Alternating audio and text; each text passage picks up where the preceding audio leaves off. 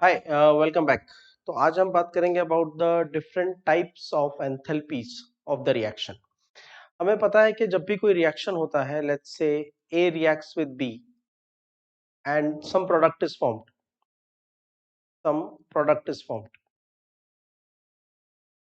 तो इस particular reaction में कुछ अमाउंट ऑफ एनर्जी एब्जॉर्ब हो सकती है या कुछ अमाउंट ऑफ एनर्जी रिलीज हो सकती है। ठीक है, whatever the amount of energy is being absorbed or released during a particular type of chemical reaction is called as enthalpy of reaction। ठीक है, तो हम कहेंगे एंथैल्पी ऑफ रिएक्शन है या तो प्लस एक्स किलो जूल पर मोल अगर एब्जॉर्ब हो रही है तो, और रिलीज हो रही है तो माइनस एक्स किलो जूल पर मोल। नाउ अंडरस्टैंड, सपोज ये रिएक्शन एक न्यूट्रलाइजेशन रिएक्शन है। ठीक है, acid plus base give salt plus water है, तो हम ये कहेंगे कि ये वाली जो एंथैल्पी है ये एंथैल्पी ऑफ न्यूट्रलाइजेशन है। सपोज ये एक कंबशन रिएक्शन है, methane plus oxygen give carbon dioxide plus water, तो ये जो एनर्जी रिलीज होगी हम उसको कहेंगे this is enthalpy of combustion. ठीक है, सपोज ये वाला पर्टिकुलर रिएक्शन एक एटमाइजेशन रिएक्शन है। एटमाइजेशन का मतलब मेरे पास एक सॉलिड सब्सटेंस है और मैंने उसको गैसियस एटम्स में कन्वर्ट कर दिया। तो इस पूरे प्रोसेस में जो भी एनर्जी रिक्वायर्ड होगी हम उसको कह देंगे एंथैल्पी ऑफ एटमाइजेशन। तो बेसिकली आइडिया वही है, किसी भी केमिकल रिएक्शन में at constant temperature and pressure जो भी अमाउंट ऑफ एनर्जी रिलीज होती है या एब्जॉर्ब होती है उसको हम बोलते हैं enthalpy of reaction. Depending upon type of reaction उसका नाम अलग अलग हो सकता है। तो हम कुछ इंपॉर्टेंट टाइप के एंथैल्पीज के बारे में बात करेंगे, जैसे formation, combustion, atomization, ionization, hydration, lattice enthalpy, dilution enthalpy and solution enthalpy. ठीक है, let's come to them one by one. तो सबसे पहले बात करते हैं एंथैल्पी ऑफ फॉर्मेशन की। एंथैल्पी ऑफ फॉर्मेशन, देखो फॉर्मेशन वर्ड से हमारा क्या मतलब है। आपने काफी टाइप की रिएक्शंस ऑलरेडी स्टडी कर रखी हैं। You know about neutralization. Neutralization का मतलब acid plus base gives salt plus water. Similar way formation का मतलब क्या होता है? फॉर्मेशन का मतलब होता है कि रिएक्शन में वन मोल कंपाउंड बनता है।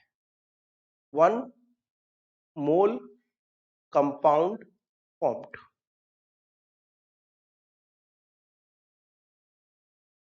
From its constituent element, from its constituent element, तो उसको हम फॉर्मेशन रिएक्शन कहते हैं। जैसे अगर मुझे वाटर के फॉर्मेशन का रिएक्शन लिखना है तो मुझे ऐसा रिएक्शन लिखना पड़ेगा जिसमें वन मोल वाटर फॉर्म होता है और जो मेरे रिएक्टेंट्स हैं वो रिएक्टेंट्स को मुझे एलिमेंटल फॉर्म में लेना पड़ेगा। तो मुझे यहां पे क्या चाहिए, दो हाइड्रोजन रिक्वायर्ड है, तो I write H2 gas. Apart from that, what I need is a one oxygen atom. One oxygen atom, so I'll write it as half O2. I will not write O because oxygen का stable form atomic oxygen नहीं होता। Oxygen gas का stable form होता है diatomic gas. So I will write half moles of dioxygen. Half moles of dioxygen का मतलब one mole oxygen atom हो जाएगा, लेकिन I'll write it this way. तो ये रिएक्शन जो मैंने लिखा ये एक फॉर्मेशन रिएक्शन है। ठीक है, एक और एग्जांपल ले लेते हैं। लेट्स से मैं आपसे कहता हूं फॉर्मेशन रिएक्शन ऑफ बेंजीन लिखो, तो बेंजीन का मतलब C6H6। ठीक है, I need 6 moles of carbon, 6 moles of carbon, और वो भी कार्बन की सबसे स्टैंडर्ड फॉर्म में यूज करूंगा, graphite. Then I need 6 moles of hydrogen atoms. 6 moles of hydrogen atom का मतलब 3 मोल्स ऑफ डाइहाइड्रोजन। ये जो इक्वेशन बनेगी इसको हम कहेंगे फॉर्मेशन रिएक्शन ऑफ बेंजीन। ठीक है, so you got an idea. Formation reaction क्या होती है? जब वन मोल कंपाउंड बनता है, वन मोल कंपाउंड बनता है फ्रॉम इट्स कॉन्स्टिट्यूएंट एलिमेंट्स। चलो एक और रिएक्शन लिखते हैं। CO gas plus half O2 gas gives CO2 gas.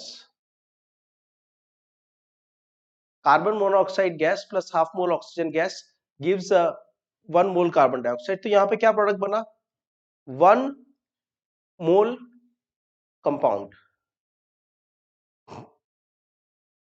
लेकिन ध्यान से देखो, रिएक्टेंट में कॉन्स्टिट्यूएंट जो मैंने यूज किए हैं वो एलिमेंट नहीं है, ये एक कंपाउंड है। जब कंपाउंड से कंपाउंड बनता है तो इसे फॉर्मेशन नहीं कहते हैं, नॉट अ फॉर्मेशन रिएक्शन। ये फॉर्मेशन रिएक्शन नहीं है। फॉर्मेशन रिएक्शन का मतलब होता है 1 मोल कंपाउंड बनता है फ्रॉम इट्स कॉन्स्टिट्यूएंट एलिमेंट। मतलब मैंने लिया CO2, तो यहां पे carbon solid plus half moles of oxygen gas, sorry not half moles of oxygen gas, 1 mole of oxygen gas gives carbon dioxide. ये फॉर्मेशन रिएक्शन है, क्योंकि यहां पे 1 मोल कंपाउंड बन रहा है फ्रॉम इट्स कॉन्स्टिट्यूएंट एलिमेंट्स। तो समझ में आया फॉर्मेशन रिएक्शन का मतलब क्या होता है? फॉर्मेशन रिएक्शन का मतलब होता है 1 मोल कंपाउंड बनेगा। किससे बनेगा? From its constituent elements. अपने ही एलिमेंट्स से, कॉन्स्टिट्यूएंट एलिमेंट से वाटर बनाना है, वाटर की फॉर्मेशन रिएक्शन लिखनी है, तो रिएक्टेंट में क्या यूज करेंगे? Hydrogen gas and oxygen gas. Benzene की फॉर्मेशन रिएक्शन लिखनी है तो रिएक्टेंट में क्या यूज करेंगे? Carbon and hydrogen. Let's say मुझे एसिटिक एसिड का फॉर्मेशन रिएक्शन लिखना है। Acetic acid is CH3COOH। मुझे एसिटिक एसिड के फॉर्मेशन का रिएक्शन करना है तो मैं रिएक्टेंट में क्या यूज करूंगा? इसके एलिमेंट्स। इसके एलिमेंट क्या है? कार्बन। और इसके एलिमेंट क्या है? हाइड्रोजन। और इसके एलिमेंट क्या है? Oxygen. How many moles carbon? 2 moles carbon. How many mole hydrogen? 3 + 1 4। How many mole oxygen? 2। 2 moles oxygen atom, मतलब O2। ये जो रिएक्शन बनेगी ना, इसको हम कहेंगे फॉर्मेशन रिएक्शन। ये है formation reaction of acetic acid. 1 mole compound is formed from its constituent element. The reaction is called as formation reaction. And you have to stick to each and every word of the definition. अगर reactants में कोई compound आ गया और compound से compound आपने बनाया तो वो फॉर्मेशन रिएक्शन नहीं है। ठीक है, अगर प्रोडक्ट 1 मोल से ज्यादा बन रहा है तो वो फॉर्मेशन रिएक्शन नहीं है। प्रोडक्ट 1 मोल बनना चाहिए और रिएक्टेंट में आपको कॉन्स्टिट्यूएंट एलिमेंट्स ही यूज करने हैं। Now what is heat of formation? जब भी आपने इस फॉर्मेशन रिएक्शन में whatever amount of energy will be release और absorb, we will be called it as heat of formation. जैसे ये रिएक्शन है, जब ये रिएक्शन होता है तो साथ में रिलीज होती है, just let me right it this way, 286 kilo joule heat release होती है। तो मैं आपसे यहां पे कह सकता हूं कि जो हमारे पास enthalpy of formation of water है वो कितनी होगी? -286 किलो जूल पर मोल। इसका मतलब जब 1 मोल वाटर फॉर्म होता है, जब 1 मोल वाटर फॉर्म होता है अपने कॉन्स्टिट्यूएंट एलिमेंट से, तो 286 किलो जूल हीट रिलीज होती है। अंडरस्टूड? ठीक है, so let's erase this part so that we can understand. So what is enthalpy of formation, amount of heat released और absorbed. Most of the time release होती है। कुछ compound के formation में एनर्जी एब्जॉर्ब भी हो सकती है, तो इट्स नॉट नेसेसरी कि रिलीज ही होगी, कभी कभी एनर्जी एब्जॉर्ब भी हो सकती है, राइट। तो अमाउंट ऑफ एनर्जी रिलीज्ड और absorbed when 1 mole of compound is formed, ये लाइन बहुत इंपॉर्टेंट है, 1 mole compound is formed from its constituent element. Reactant में क्या यूज करेंगे? कॉन्स्टिट्यूएंट एलिमेंट्स यूज करेंगे। और जो कंपाउंड बनाएंगे वो भी स्टैंडर्ड स्टेट में होना चाहिए, मतलब वाटर बना रहे हैं तो प्रोडक्ट स्टैंडर्ड स्टेट में होना चाहिए, लिक्विड। और जो रिएक्टेंट यूज कर रहे हैं वो भी अपनी स्टैंडर्ड स्टेट में होने चाहिए, जैसे H नहीं लिख सकते, 2H नहीं लिख सकते, क्योंकि हाइड्रोजन का स्टेबल फॉर्म हाइड्रोजन एटम नहीं होता, तो I have to take H2, O2, right. I can not write O, क्योंकि ऑक्सीजन का एटॉमिक फॉर्म स्टेबल नहीं होता। तो 1 मोल कंपाउंड बना है, कंपाउंड अपनी स्टैंडर्ड स्टेट में है। रिएक्टेंट्स में मैंने कॉन्स्टिट्यूएंट एलिमेंट्स यूज किए हैं और कॉन्स्टिट्यूएंट एलिमेंट्स भी अपनी स्टैंडर्ड स्टेट में प्रेजेंट हैं। अब जो भी एनर्जी रिलीज होगी या एब्जॉर्ब होगी, हम उसको कहेंगे एंथैल्पी ऑफ फॉर्मेशन। तो enthalpy of formation of water, standard enthalpy of formation of water is -286 kilo joule पर मोल, राइट। तो H2 plus half O2 gives H2O.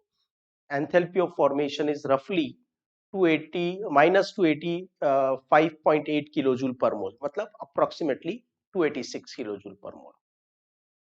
Standard enthalpy of formation of elements is considered to be zero. ये बहुत important part है, किसी भी element का standard enthalpy of formation zero consider करते हैं। मतलब enthalpy of formation of hydrogen, hydrogen एक एलिमेंट है, जीरो होगा। Standard enthalpy of formation of let's say dioxygen, zero होगा। Standard enthalpy of formation of sulphur, rhombic,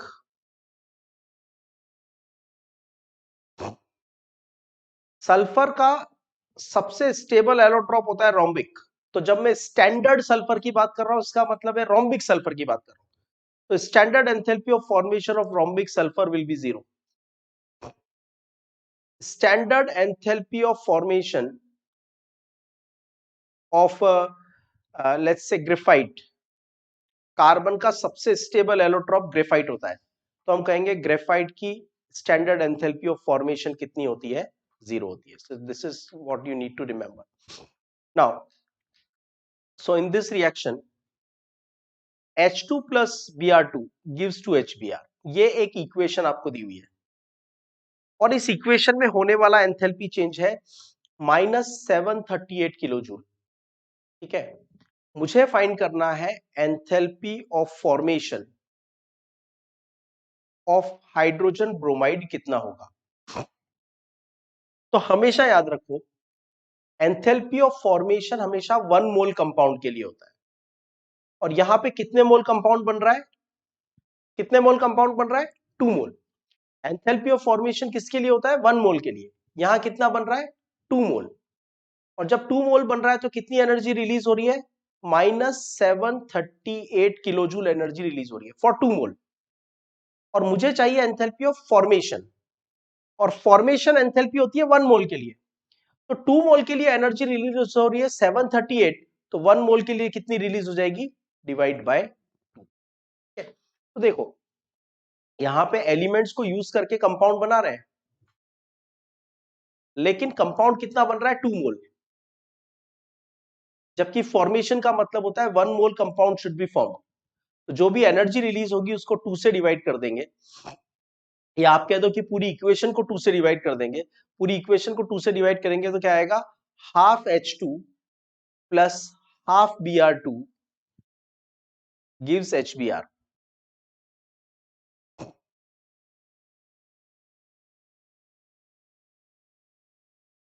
और अब क्या हो जाएगा, कितनी एनर्जी रिलीज हो जाएगी, पहले रिलीज हो रही थी -738, लेकिन अब हमने पूरी इक्वेशन को 2 से डिवाइड कर दिया तो कितनी रिलीज होगी, डिवाइड बाय 2।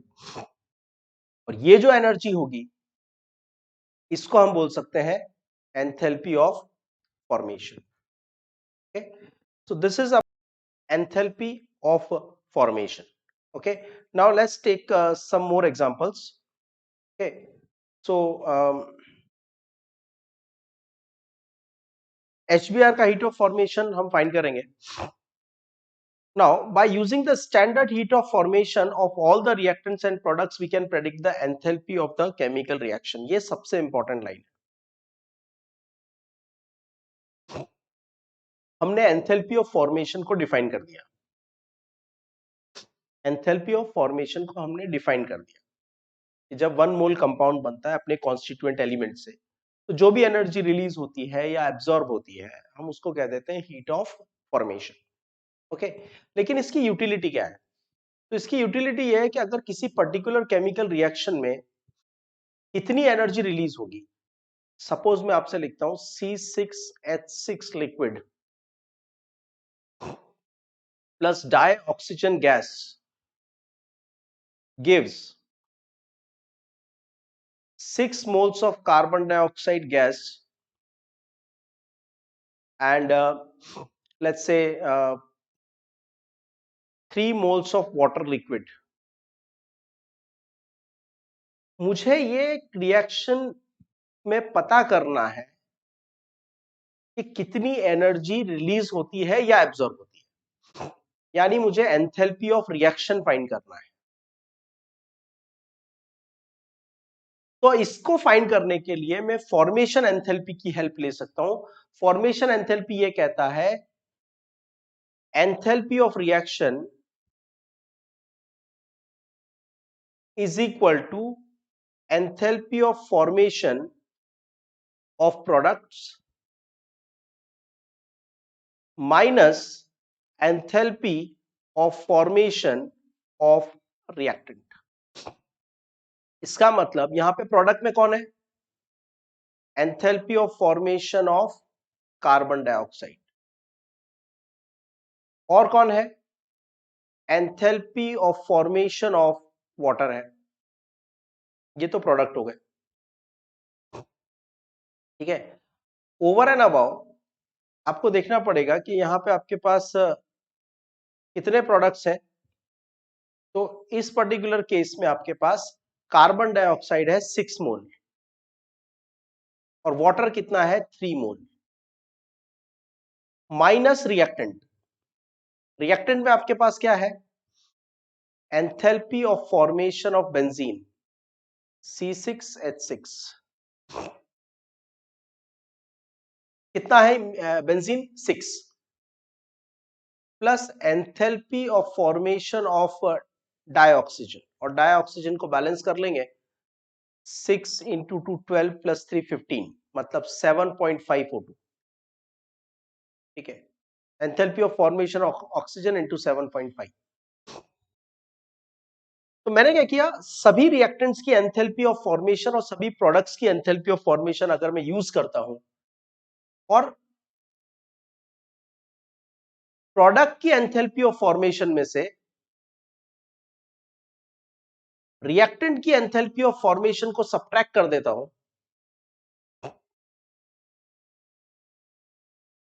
तो मुझे यह पता चल जाएगा कि उस पर्टिकुलर रिएक्शन में कितनी एनर्जी रिलीज होने वाली है, ठीक है। तो in short enthalpy of formation की एप्लीकेशन क्या है, एंथैल्पी ऑफ फॉर्मेशन की एप्लीकेशन यह है कि by using the enthalpy of formation of the reactants and products you can predict how much energy will be released in a particular chemical reaction। मतलब मुझे benzene का actually कंबर्जन करने की जरूरत नहीं है, मुझे इसका लैब एक्सपेरिमेंट करके बताने की जरूरत नहीं है कि बेंजीन के कंबर्जन में कितनी एनर्जी रिलीज होती है। मैं सभी प्रोडक्ट्स और सभी रिएक्टेंट्स की एंथैल्पी ऑफ फॉर्मेशन, अगर मेरे पास इसकी टेबल है, मेरे पास इंफॉर्मेशन है, तो मैं उनको सॉल्व करके मैथमेटिकली ये प्रूव कर सकता हूं कि 1 मोल बेंजीन के बर्न होने पे कितनी एनर्जी रिलीज होती है। मैं आपसे ये कह रहा हूं कि मेरे पास एक रिएक्शन है hypothetical, A moles of A plus B moles of B gives C moles of C and D moles of D। और बिना इस रिएक्शन को लैब में किए हुए मुझे ये पता करना है कि अगर ये रिएक्शन होगी तो कितना एनर्जी रिलीज होगा या कितना एनर्जी एब्जॉर्ब होगा। मतलब मुझे पता करना है कि इसका एंथैल्पी ऑफ रिएक्शन कितना होगा। तो मैं बिना इस रिएक्शन को एक्चुअली एक्सपेरिमेंटली किए हुए मैं एंथैल्पी ऑफ फॉर्मेशन की हेल्प से रिएक्शन को प्रेडिक्ट कर दूंगा। मतलब enthalpy of formation of C plus enthalpy of formation of D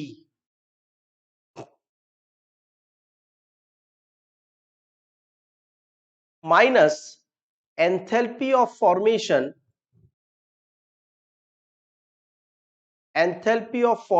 of A plus enthalpy of formation of B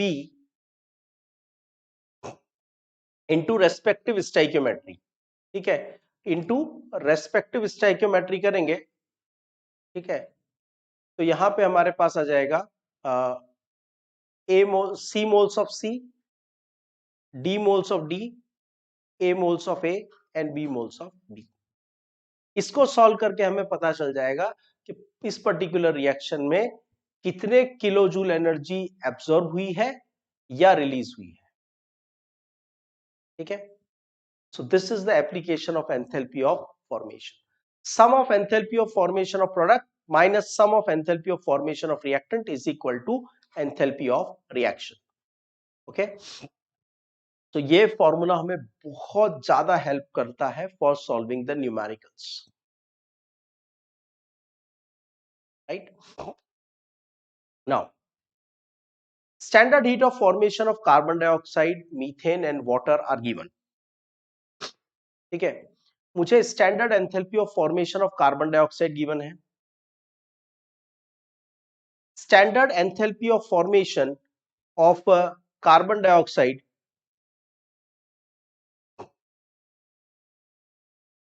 is -393.5 kilojoule per mole. और मुझे गिवन है enthalpy of formation of methane. Enthalpy of formation of methane हमारे पास है -74.8 kilojoule per mole. और हमें given है enthalpy of formation of water is -286 kilojoule per मोल। ये कुछ इंफॉर्मेशन उन्होंने दी है। उन्होंने कहा find the enthalpy of combustion of methane. वो ये कह रहे हैं कि अगर मैं 1 मोल मीथेन का कंबशन करता हूं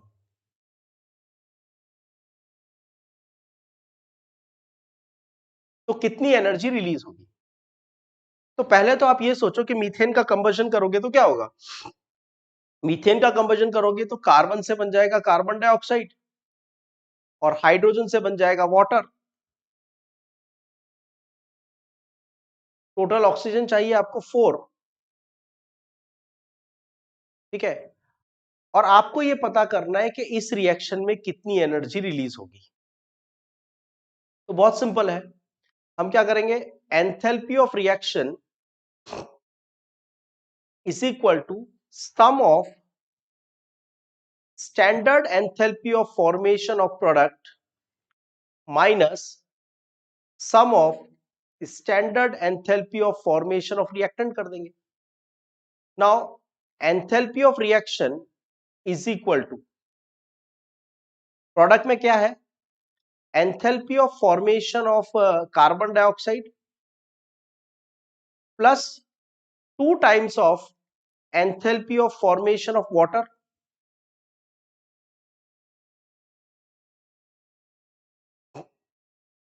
minus enthalpy of formation of reactant, enthalpy of formation of reactant methane plus enthalpy of formation of reactant dioxygen, और डाइऑक्सीजन कितना है 2 मोल्स। एंथैल्पी ऑफ रिएक्शन कितना हो जाएगा, कार्बन डाइऑक्साइड का एंथैल्पी ऑफ फॉर्मेशन गिवन है -393.5, वाटर का enthalpy of formation given है -286 into 2, minus enthalpy of formation of methane हमें गिवन है विच इज -74.80,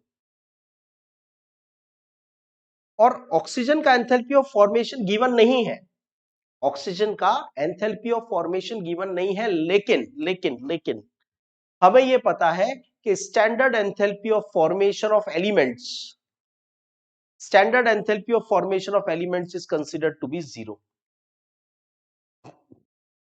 तो इसको सॉल्व करके मैं पता कर सकता हूं कि मीथेन के कंबशन में टोटल कितनी एनर्जी रिलीज होगी। तो that is what I am saying, enthalpy of formation को यूज करके हम ये बता सकते हैं enthalpy of formation of all reactants and all products. जैसे यहाँ पे प्रोडक्ट में क्या है, carbon dioxide and water, reactant में क्या है, मीथेन एंड ऑक्सीजन।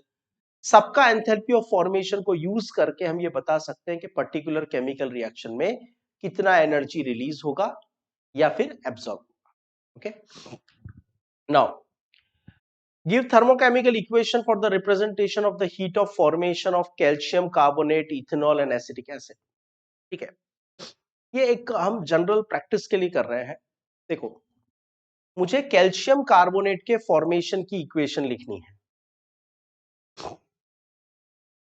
मुझे इथेनॉल के फॉर्मेशन की रिएक्शन लिखनी है, मुझे एसिटिक एसिड के फॉर्मेशन की रिएक्शन लिखनी है।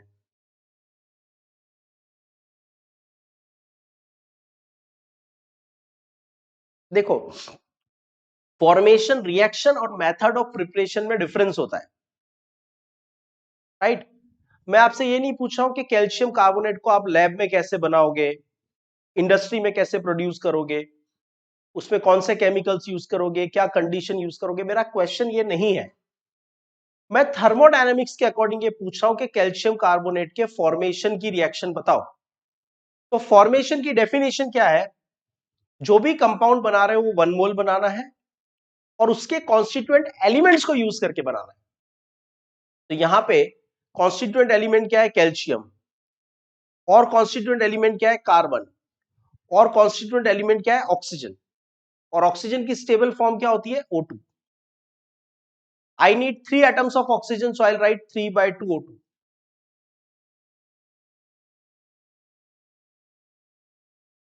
क्या ये रिएक्शन एक्चुअली होती है? पता नहीं, पता करना भी नहीं, क्योंकि हमें तो जो फॉर्मेशन रिएक्शन का डेफिनेशन है वो फॉलो करना है। ठीक है, फॉर्मेशन रिएक्शन का डेफिनेशन ये है कि जब कोई 1 मोल कंपाउंड बनता है from its constituent elements, 1 mole compound बनता है फ्रॉम इट्स कॉन्स्टिट्यूएंट एलिमेंट, तो उसको फॉर्मेशन रिएक्शन कहते हैं। अब यहां पे मुझे चाहिए 2 mole carbon, I need 2 moles carbon, what I need 6 moles of hydrogen atom, that is 3H2, and 1 mole of oxygen atom,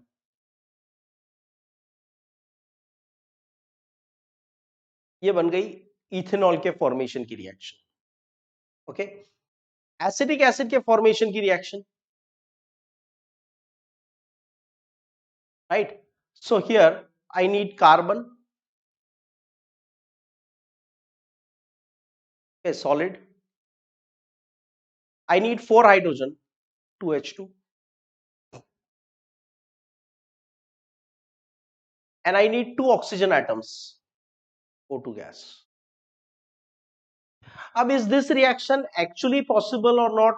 This is not my criteria. My thermodynamic definition simply says formation का मतलब होता है 1 mole compound formed, 1 mole compound बनना चाहिए। और reactant में मैं क्या यूज कर सकता हूं? रिएक्टेंट में I can use only elements,